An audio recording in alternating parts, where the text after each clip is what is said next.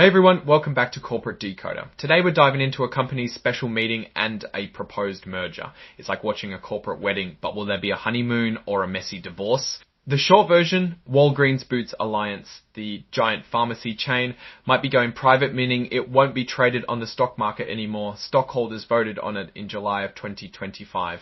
Let's find out what happened and what it means. If you find value in simplifying complex corporate filings, a like and subscribe would be greatly appreciated. Plus, we have a Discord group where you can discuss these filings with other investors. Link is in the description below.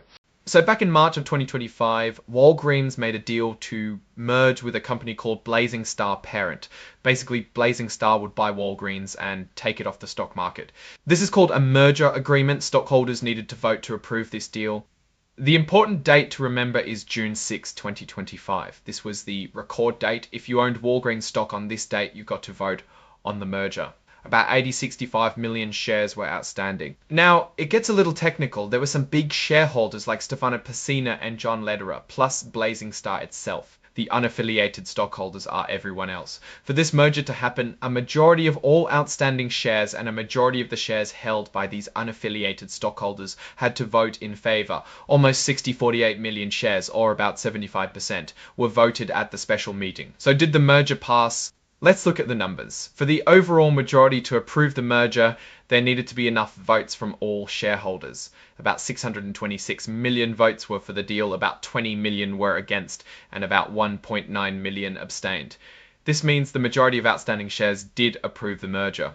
But that's not the whole story. The unaffiliated stockholders also had to give their thumbs up. Here, about 478 million votes were for the merger, while roughly 20 million were against and close to 2 million abstained, which shows that the second condition was also met. Both groups of stockholders agreed, so the merger agreement was officially approved. Looks like we're headed for that corporate weed-in. There was another vote about executive compensation. This was a non-binding vote, meaning it was just a recommendation. It was to approve certain payments that might be made to Walgreens top executives as a result of the merger. The result, around 609 million shares voted in favor of the executive compensation. About 35 million shares voted against it, and a little under 5 million abstained. This proposal passed but is not binding. In conclusion, all of the company approvals have been met. Walgreens put out a press release announcing these results, nothing too crazy. When taking a step back, what does all this mean? Walgreens, a huge company most people have heard of, is potentially going private. This usually happens when a company believes it can be more profitable away from the scrutiny of the stock market. It might also mean big changes are coming as the new owners try to improve the business. However, there's always the risk that the deal could fall through. Maybe Blazing Star will have trouble getting the money, or maybe something unexpected will happen. For now though, it looks like Walgreens is heading towards a new chapter.